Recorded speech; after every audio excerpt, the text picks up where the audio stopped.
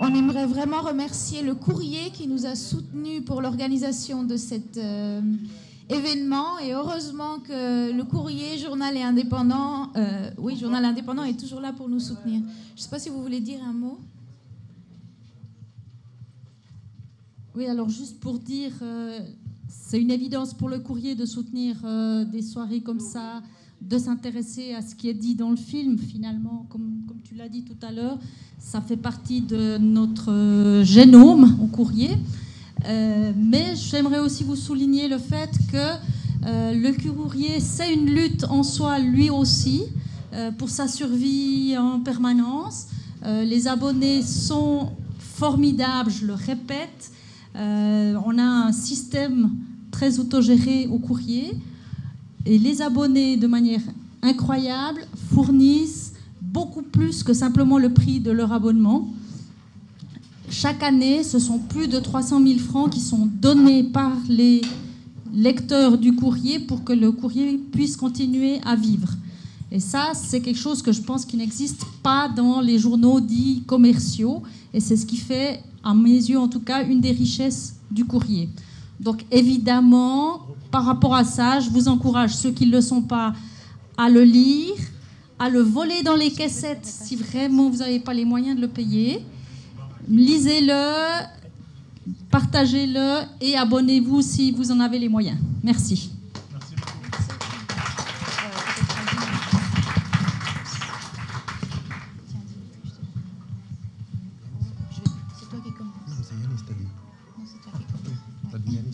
Voilà, donc on va commencer le débat. On va commencer avec Dimitri. Et comme je l'ai dit tout à l'heure, Dimitri est enseignant et militant de la gauche anticapitaliste en Grèce et en Suisse.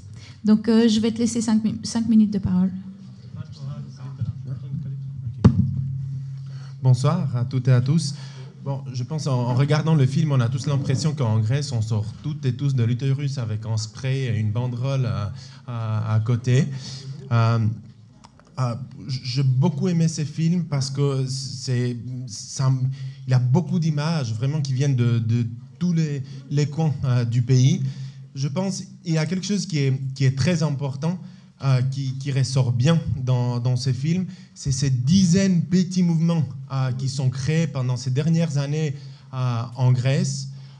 Qu'on parle des médecins qui ont créé les cabinets ou les cliniques sociales, on appelle, où les gens peuvent aller sans payer. Derrière ces pas, ces mouvements d'en bas qui faisaient ces choix, il y avait toujours en mouvement une classe travailleuse qui faisait le choix de le soutenir. Quand on voit des cabinets comme ça, derrière, il y avait toujours des centaines, voire des milliers de médecins qui faisaient grève pour que les gens ne payent même pas dans les hôpitaux, disons, les hôpitaux normaux.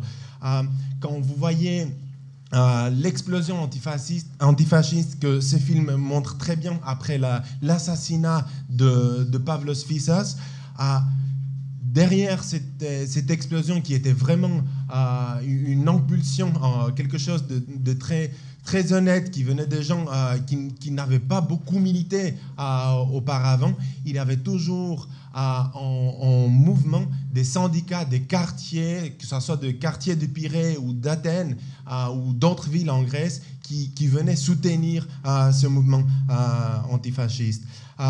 Si vous regardez ce qui se passe maintenant sur les îles grecques, et c'est vraiment une image qui est très très émouvante, des milliers de réfugiés qui arrivent avec leurs enfants dans les bras, et de l'autre côté, ou si vous voulez sur le côte grec, des centaines de solidaires, des grands-mamans et des grands-papas, des personnes âgées qui descendent sur les plages pour aider, pour prendre dans leurs bras les petits-enfants qui arrivent.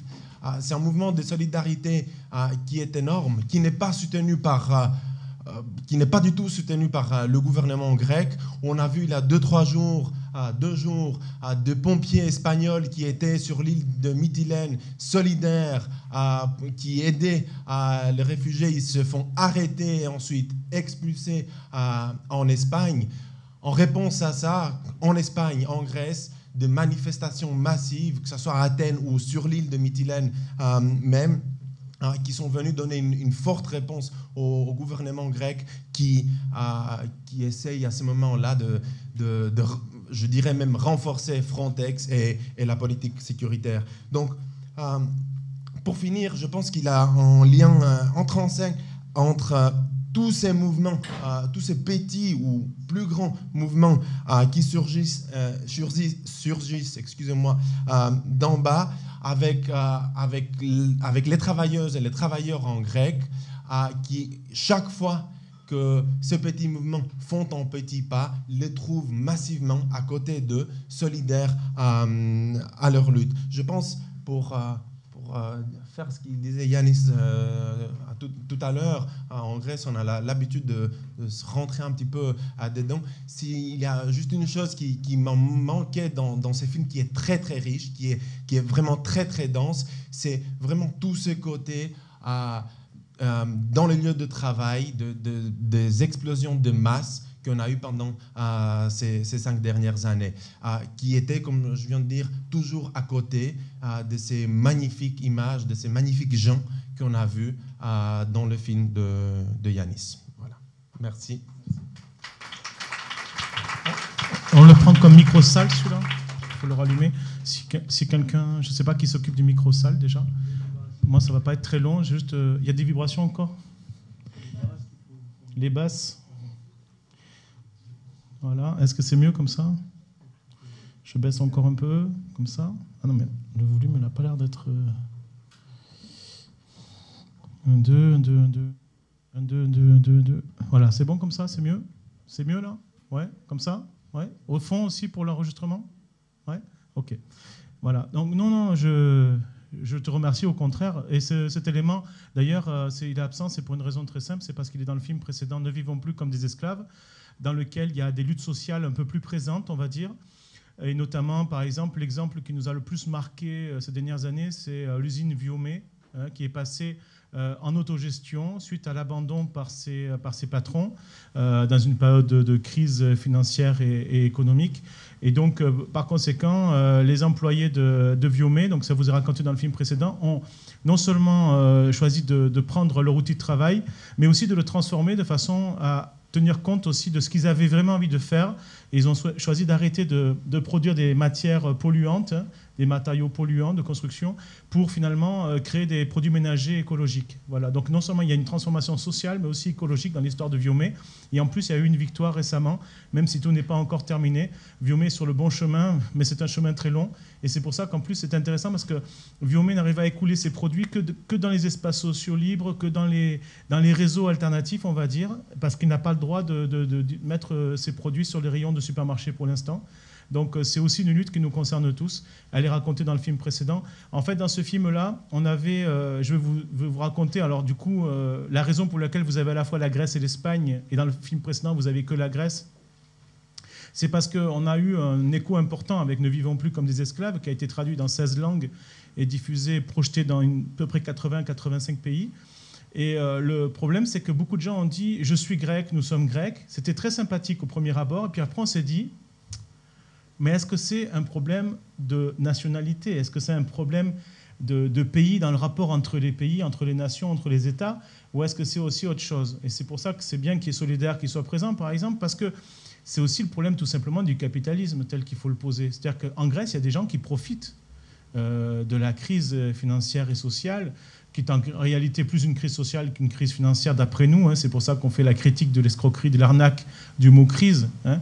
Et donc, par conséquent, pour nous, il est vraiment essentiel de rappeler que, par exemple, les 1000 personnes les plus riches en Grèce ont gagné 32% de revenus en 3 ans, hein, alors que les autres ont perdu énormément depuis le 2008. En tout, on va parler d'une baisse de revenus de 40 à 50% pour les salaires comme pour les retraites, avec un passage de 3 à 37% de gens sans couverture maladie, par exemple, d'où les dispensaires médicaux autogérés, au nombre de 53 à ce soir, dont 3 qui arrivent à faire carrément des hôpitaux autogérés, même s'il n'y a pas les urgences, parce que c'est quand même beaucoup plus compliqué.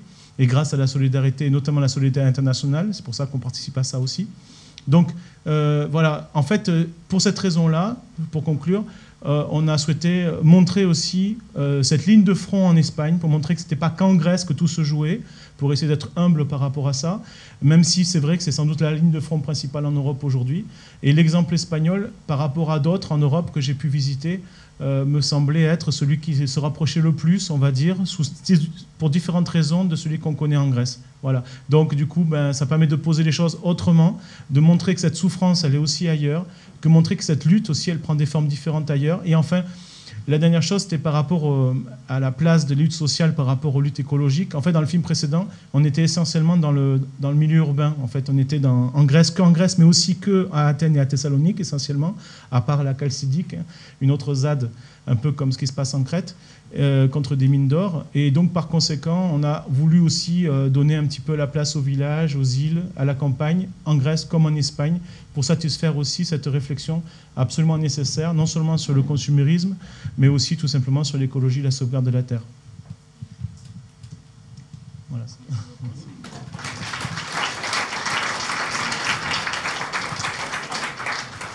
Alors maintenant, je vous passe la parole. On va peut-être prendre 3 à 4 interventions à chaque fois avant de vous redonner le micro. Alors, je ne sais pas s'il y a besoin de micro pour les questions. Oui. Je crois que c'est pour l'enregistrement au fond dans la salle. Alors, d'abord, je vous remercie pour ce merveilleux documentaire. Donc, on voit plutôt dans ce film que le but est plus de montrer les conséquences de cette crise financière sur la Grèce, l'Espagne, ce qui est légitime. Et puis, c'est ce qu'il faut faire, montrer la réalité, comment ça se passe dans la vie de tous les jours. Maintenant, je ne sais pas pourquoi vous n'avez pas voulu mettre l'accent sur déjà donc la montée les actions de Podemos et donc le côté politique Podemos et de Tsipras. Et puis comment ça se fait que ces deux partis ont pu conquérir, ont conquis les deux peuples. Puis on n'a pas vu trop cette crise entre deux Europes, une Europe riche qui veut pas céder devant il veut rester néolibéral, capitaliste, et puis ces peuples donc espagnols et grecs qui essayent. Finalement, Tsipras a quand même cédé devant le capitalisme. Donc ça aussi, je ne sais pas pourquoi vous n'avez pas trop mis l'accent sur ça. Et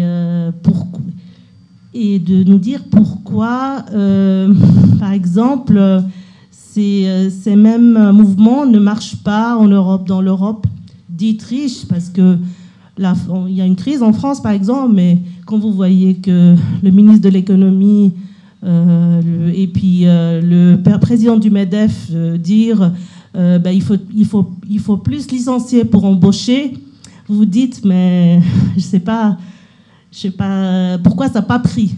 Excusez-moi, voilà. Comme on n'a pas beaucoup de temps pour le débat, Voilà. En fait, je vous propose de faire des interventions rapides. Donc, je réponds très très vite parce que c'est très simple. Nous, on n'a pas voulu se diviser. Vous avez vu, il y a des composantes de gauche dans le film, des composantes anarchistes, des composantes écologistes. Et donc, cette triple composante que nous, on appelle un peu les Sisyphes, les Cassandres et les Jardiniers, on n'allait pas se cliver sur la question des élections. Et donc, par conséquent, on a laissé le débat complètement ouvert sur ce qu'on peut faire le dimanche. Certains prient, d'autres prient pas. Certains vont aux élections, d'autres n'y vont pas.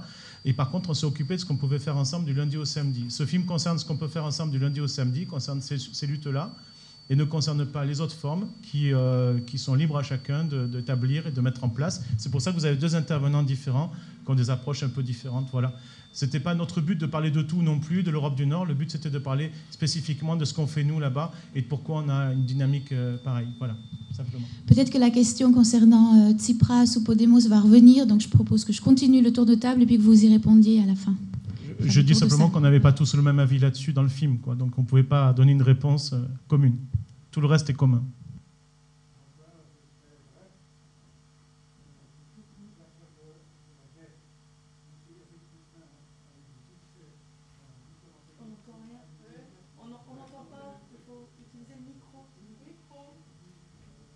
Le micro, il marche plus.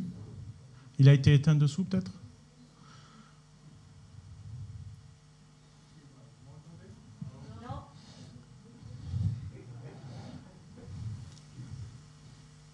Vas-y, ça marche plus? Ah, ça me semble marcher quand même. C'est du sabotage. C'est Christine Lagarde qui est au fond de la salle. Christine, on t'a vu. Bon.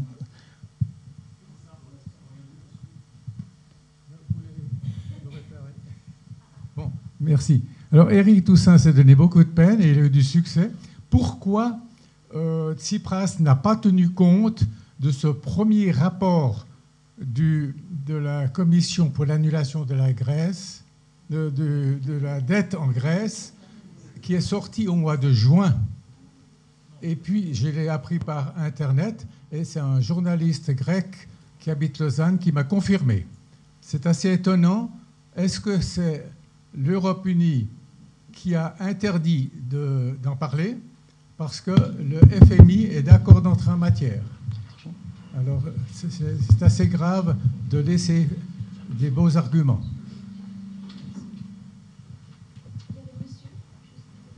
Oui, d'abord, merci pour le bon boulot.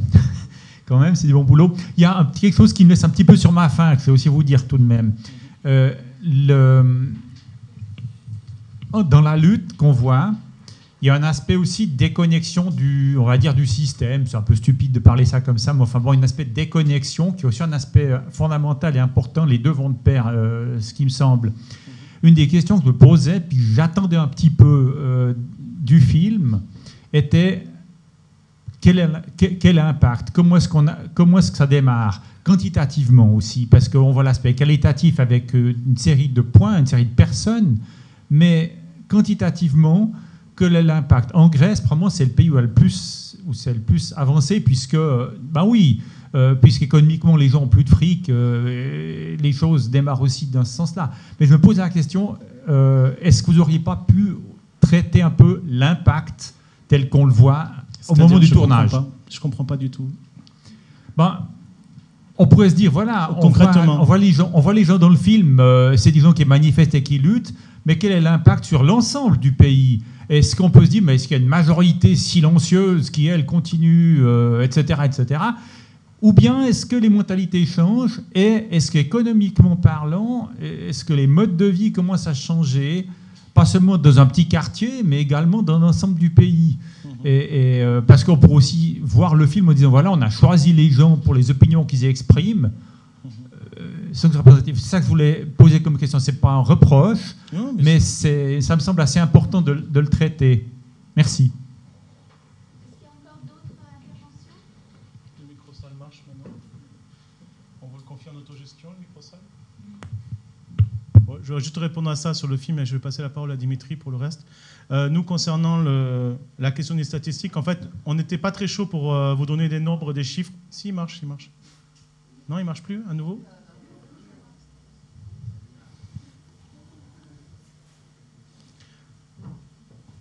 Bon, je te réponds? Ouais. Ah.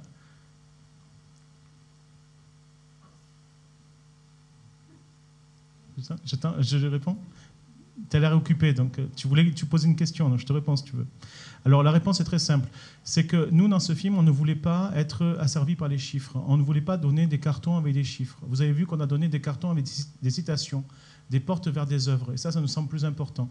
Les chiffres, vous pouvez les trouver par ailleurs. Vous avez notamment des organisations syndicales, politiques, etc. Vous avez des médias qui font vraiment leur boulot, qui vous donnent des indications supplémentaires si vous le voulez. Nous, ce n'était pas notre objet de vous donner des statistiques par rapport à la proportion de personnes qui ont choisi de vivre autrement d'une façon ou d'une autre. Nous, c'était surtout de vous montrer que cet imaginaire social, il est en train de se transformer. Il est très difficile de dire de toute façon l'amplitude, mais ne serait-ce que au niveau électoral, par exemple, vous avez une indication par rapport à une gauche qui a gagné, alors qu'ailleurs en Europe, une vraie gauche n'avait pas gagné jusque-là, ça faisait quand même assez longtemps, donc c'était quand même pas rien, même si Syriza, évidemment, c'est pas Antarcia, c'est pas Unité Populaire, c'est pas d'autres mouvements aussi. Et également, des mouvements en dehors du champ électoral se développent énormément, comme les mouvements révolutionnaires, anarchistes, etc. Et donc, par conséquent, on peut dire, oui, qu'il y a une mutation de l'imaginaire social qui est assez importante. Après, de nous compter sans cesse, pour nous, c'est pas ça qui est le plus important. Voilà, c'est pour ça que c'était pas l'objet du film. Pour nous, l'objet du film, c'était de donner à voir cet imaginaire social en train de se transformer sans forcément le quantifier. Oui, je pense que ni la qualité ni la quantité, les deux en tout cas n'ont pas manqué ces dernières années en Grèce. Ceux et celles qui ont vu les images de rassemblements à Syntagma lors de manifestations avant le référendum au mois de juillet, ceux qui connaissent un peu la place centrale de Syntagma en Grèce, on ne se pose pas de questions, en tout cas quantitatives par rapport à ce mouvement. C'était des manifestations qu'on n'avait pas vues depuis des décennies. Ça fait maintenant 4 ans, 5 ans, on a eu presque une quarantaine de grèves générales. Alors, question quantitative, je pense que de nouveau, elle ne se pose pas. Au niveau de la qualité, il y a aussi un élément qui est très important. C'est de voir que ces 40 grèves générales, mais surtout des centaines d'autres. Honnêtement, en Grèce, ces 4 dernières années, il ne passe pas un jour sans que quelques personnes soient en grève, sans qu'une école ou une université soit occupée, sans qu'un lieu de travail ou une structure sociale soit prise en main par les travailleurs. Donc, il y a eu aussi un grand changement de qualité ces dernières années. Jusqu'à là, on était habitué à des grèves, souvent, pas aussi souvent, mais qui étaient la plupart du temps appelées par les grands syndicalistes, les bureaucrates qui appelaient faire une grève pour une X ou Z raison. Ce qu'on a vu ces dernières années, qui a vraiment changé le climat en Grèce, c'était qu'on a vu des petits groupes de 2, de 3, de 5, de 10 travailleuses et de travailleurs s'unir, se réunir dans leur lieu de travail pour organiser la suite, très souvent contre leur propre bureaucratie syndicale. Donc, je pense, dans le 2 niveaux, il n'y a pas de question, ni de qualité ni de quantité. Il y a une question qui se pose actuellement pour nous ou pour eux en Grèce, c'est la question de l'alternative. On a vu tous ces magnifiques mouvements ces dernières années. On a vu un gouvernement de gauche arriver au pouvoir. On l'a vu nous trahir ou suivre le chemin qu'on attendait. Ça dépend de quel côté on était avant. Mais en tout cas, pendant ces 5 dernières années, et j'essaye de répondre là à la question par rapport pourquoi, je n'en veux pas parler par rapport au film, mais Tsipras, Podemos, le protagoniste ces 5 dernières années en Grèce n'a pas été ni Syriza, surtout pas Tsipras lui-même. C'était les dizaines de milliers, des millions de gens ordinaires qui ont essayé de prendre les choses dans leurs mains et de réagir. Donc, dans ce sens-là, malgré nos désaccords, je pense que ce qui est très important dans ce film, c'est que ça montre ces gens qui se mobilisent par en bas.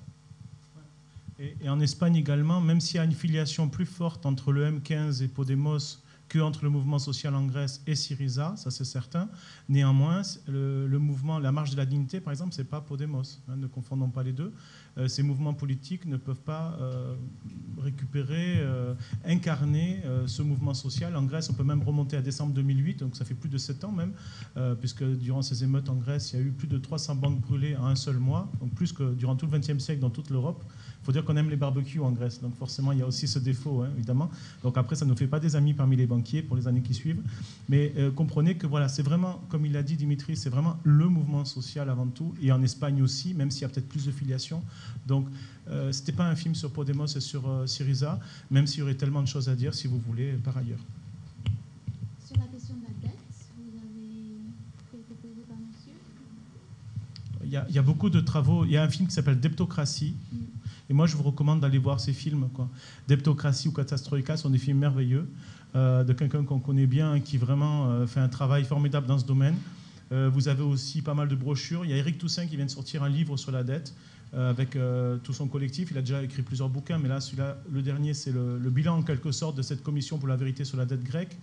Vous avez aussi Stathis Kovelakis qui a fait un bouquin qui me semble pas mal aussi pour faire le bilan de ce qui s'est passé pendant 6 mois, un livre d'entretien qui s'appelle La Grèce, Syriza et l'Europe néolibérale, aux éditions La Dispute, je crois. Voilà, donc vous avez pas mal de choix en matière de livres pour aller plus loin sur ces questions-là. La dette, pour résumer en un seul mot, c'est tout simplement un piège, une rente pour nous. Hein. C'est quelque chose qui est absolument évident aujourd'hui. C'est une mise sous tutelle, non seulement politique, sous la forme de la Troïka et du fait qu'on ne peut même pas décider nos propres lois, nos propres projets de loi. Il faut les faire viser auparavant par la Troïka aujourd'hui. Mais en plus, c'est tout simplement une prise de contrôle et une exploitation à la fois des humains comme du territoire.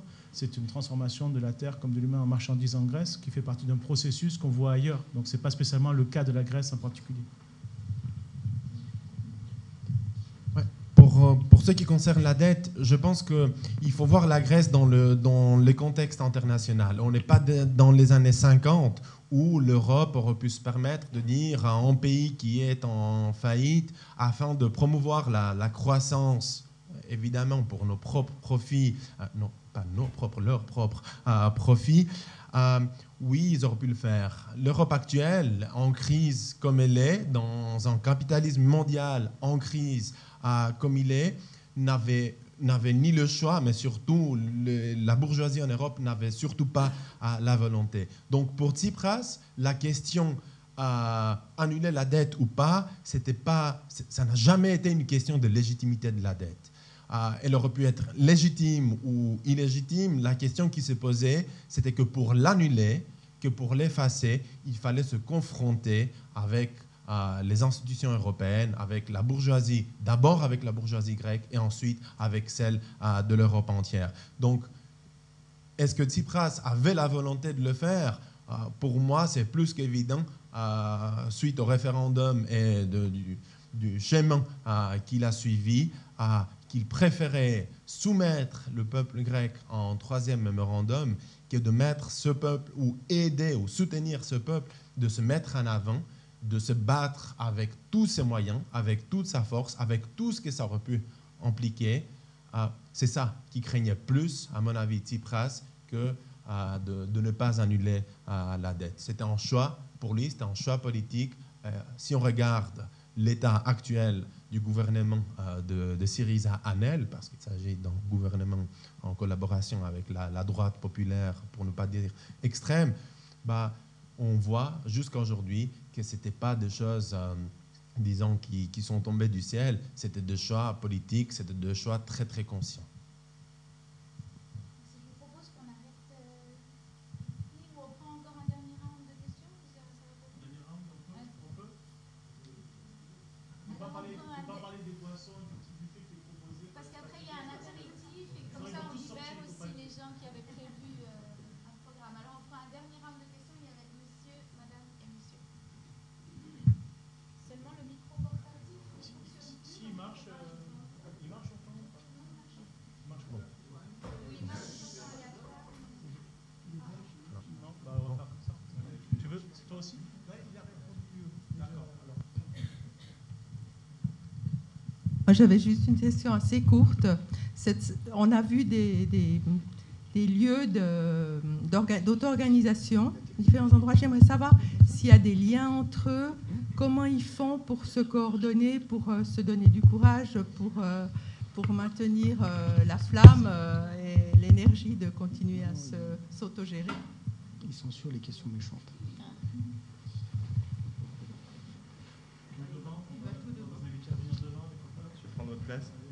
Non, tout d'abord, un grand bravo pour le film, c'est magnifique.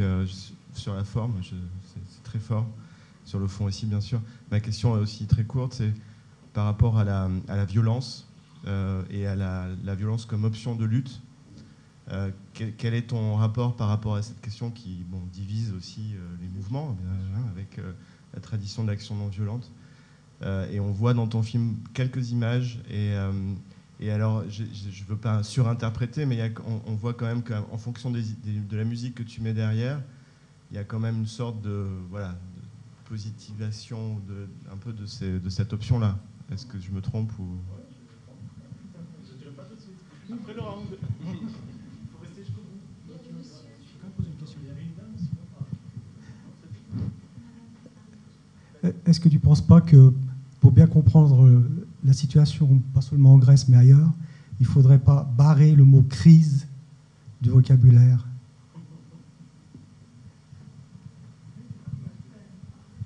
Vous n'avez pas entendu? Est-ce qu'il ne faudrait pas barrer, pour mieux comprendre la situation en Grèce comme ailleurs, il ne faudrait pas barrer le mot crise? Je l'ai déjà un peu évoqué, je crois que Dimitri un petit peu.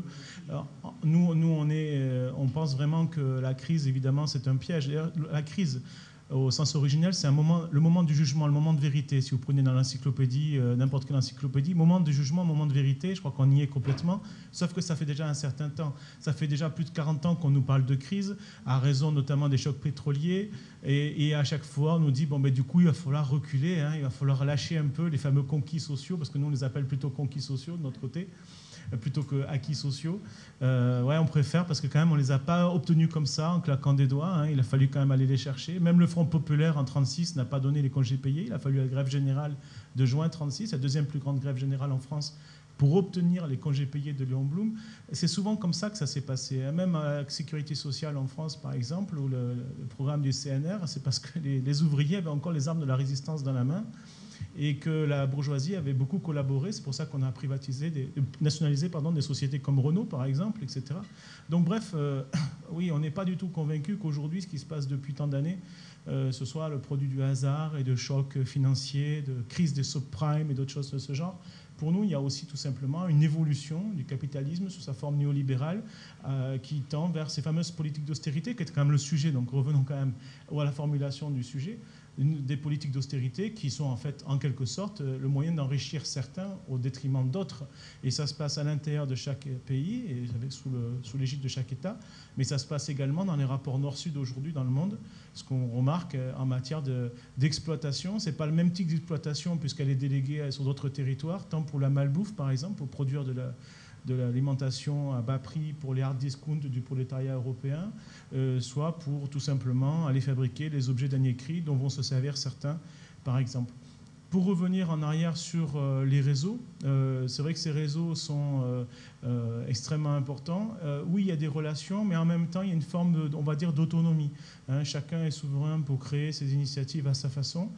Néanmoins, par exemple, pour les dispensaires médicaux autogérés, la plupart sont en réseau aujourd'hui, se concertent de temps en temps, excepté quelques-uns qui, par exemple, parce qu'ils ne veulent pas de relation avec les institutions ou les partis politiques, sont un petit peu plus méfiants et eux préfèrent fonctionner de façon un tout petit peu différente par rapport à ça, parce qu'ils ne veulent vraiment pas mélanger les deux. Voilà. Parce que certains des dispensaires médicaux autogérés sont aidés par des mairies localement, quelquefois, des mairies de quartier, ou des organisations, alors que d'autres vraiment sont complètement coupés de ça, ils ne veulent que des initiatives spontanées, citoyennes, etc. La troisième remarque, c'était la violence, bien sûr. Et donc, concernant la violence, moi je vais vous dire une chose très simple. Hein.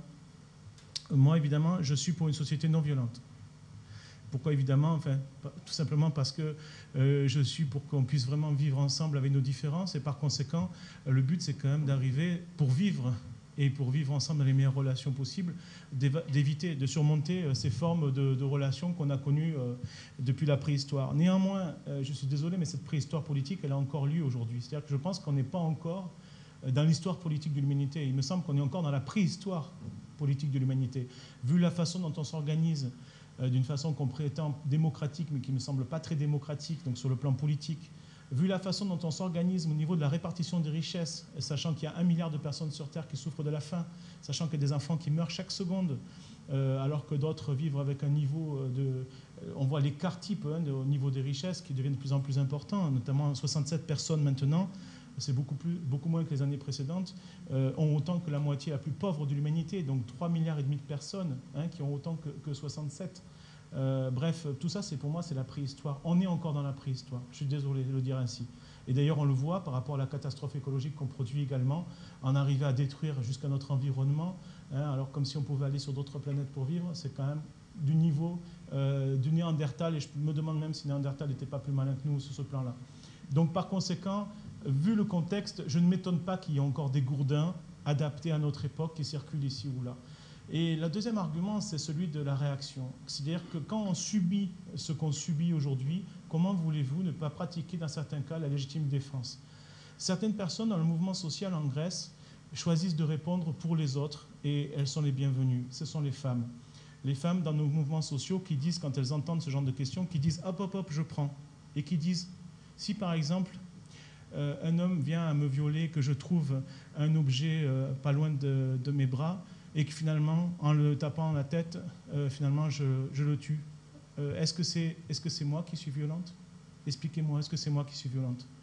Vous comprenez à travers son histoire, cet exemple, hein, combien finalement, avec le nombre de suicides qu'on connaît actuellement en Grèce, avec le nombre d'enfants qui s'évanouissent dans les cours d'école, avec le nombre de personnes qu'on connaît nous-mêmes qui ont été soignées pour des chimiothérapies, par des chimiothérapies contre le cancer et qui ont guéri, qui ont finalement fait une rechute et qui maintenant ne peuvent plus accéder aux mêmes médicaments, y compris des personnes qui sont mortes, combien on est dans une situation de légitime défense. Et dans ces circonstances-là, quand c'est la légitime défense, personnellement, je ne pousse pas pour agir d'une façon ou d'une autre. Je vous assure que ce n'est pas mon approche, ma stratégie, mais par contre, je l'avoue volontiers, je suis totalement solidaire de ceux qui utilisent des méthodes différentes, à condition qu'ils ne touchent pas aux innocents.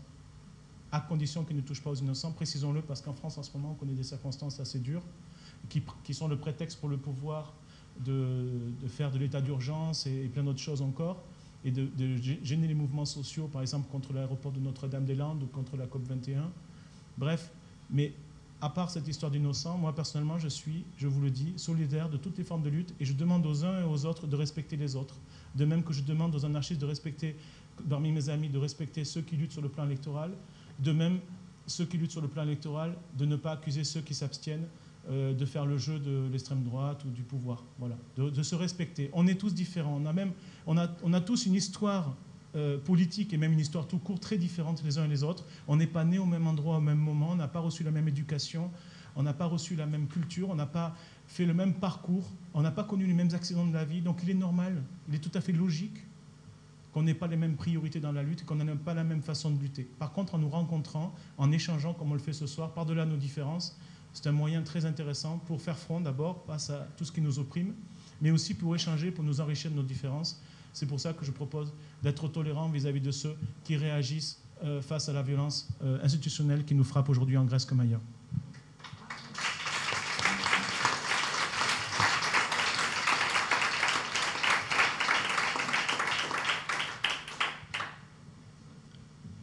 Bon, je pense que les mouvements sociaux en Grèce ont beaucoup de choses et elles ne sont pas non violentes. Parce qu'en Grèce, que vous soyez infirmière, retraité, élève d'école, étudiant, chômeur, vous avez vécu la violence dans votre quotidien. Vous l'avez vécu quand ils vous ont coupé le salaire, vous l'avez vécu quand vous avez dû quitter votre appartement, vous l'avez vécu quand vous avez perdu votre boulot, quand en tant que policier, vous avez matraqué pas une, mais des dizaines de fois dans votre vie. Donc, la question de la violence se pose autrement. La violence en Grèce, comme partout, mais en Grèce actuellement, dans le contexte actuel, elle est très très forte, elle est quotidienne. La violence vient d'en haut. Ce n'est pas les gens d'en bas qui créent la violence, ce n'est pas les gens ordinaires, c'est l'État, c'est la police, c'est l'armée. On le voit quand vous voyez des gens prendre des petits bateaux, des pêcheurs pour aller aider les réfugiés qui arrivent, et à côté il y a les gardes-côtes qui le repoussent ou qui essayent de renverser leur petit bateau. Je veux dire, ceux des migrants et ceux des solidaires. La question de la violence en Grèce, actuellement, elle est posée très, très clairement. Et les gens répondent souvent d'une manière violente. Mais il faut voir que quand la lutte des classes arrive à des points si conflictuels comme actuellement en Grèce, la violence devient aussi nécessaire. La question qui se pose et qui fait grand débat au sein des mouvements sociaux en Grèce, c'est quel type de violence? Est-ce qu'on est pour que chacun prend un caillou pour casser n'importe quelle voiture, ou est-ce que nous avons besoin d'une violence de masse dans le sens que les gens puissent, avec leur force collective, imposer leurs propres intérêts, leurs propres besoins? C'est une question qui est très très ouverte dans le mouvement sociaux en Grèce, au sein de la gauche en Grèce. Il y a un grand débat, mais en tout cas, je partage une expérience personnelle. Il y a 15 ans, 20 ans en arrière, quand j'étais ado, quand mon papa voyait les anarchistes casser des vitres, il me disait « Oh, mais les abrutis », avec plusieurs autres adjectifs qui suivaient. Il y a, en 2008, quand les policiers ont tué Alexis Rigoropoulos, un jeune, dans le quartier d'Exarchia, ma maman, elle prenait le bus, elle montait au centre d'Athènes, elle trouvait un policier, elle lui crachait dessus. Alors, c'est ça, et c'est pas des gens très politisés, mais c'est ça actuellement, ce qui se passe en Grèce. Pour donner la dernière parole, je pense à Yanis, moi j'ai qu'une chose à dire par rapport à ce film. En le regardant, je suis très fier de mes origines, mais pas de mes origines grecques. Je suis très fier de partager les mêmes origines avec tous ces gens, les gens du travail, les gens qui n'ont pas le moyen de production dans leurs mains, les gens qui doivent lutter tous les jours pour se garantir leur avenir. Bravo. Moi, je ferai très court, c'est ça notre vraie famille, c'est notre humanité, notre capacité à partager, à être solidaire, à mettre en commun, à construire des projets différents, à être responsable de nous-mêmes et du monde. Et donc c'est vrai que c'est la question centrale. En fait, il y a un point commun entre tous ceux qui luttent, c'est qu'ils luttent tous en réalité pour la liberté véritable, pour l'égalité réelle et pour la fraternité universelle. Pour ces valeurs toutes simples, ces valeurs humanistes et qui sont présentes également dans les mouvements anarchistes, libertaires, égalitaires, c'est également présent.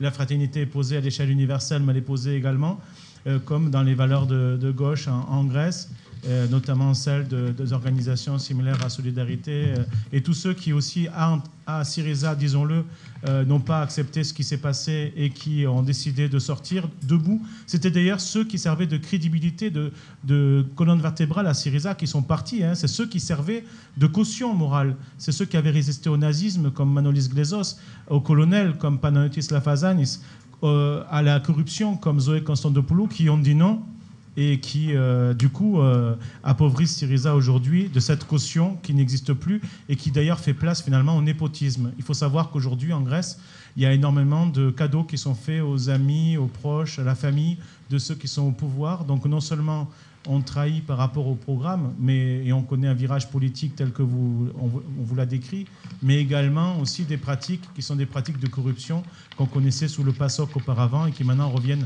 en première ligne. Il y a pas mal d'affaires ces temps-ci, notamment, par exemple, le ministre de l'économie qui est héritier d'une famille d'armateurs et qui n'a pas déclaré 80 logements et presque 2 millions d'euros n'ont pas été déclarés au fisc. Voilà. Le ministre de l'économie, le ministre de l'économie grecque. Voilà. Donc c'est pour ça que dans ce contexte-là, c'est le moment plus que jamais de nous rassembler, de discuter par-delà nos différences, de nous rencontrer et de voir ensemble ce qu'on peut faire pour essayer de retrouver le chemin de la vie de l'humain. Merci beaucoup à tous.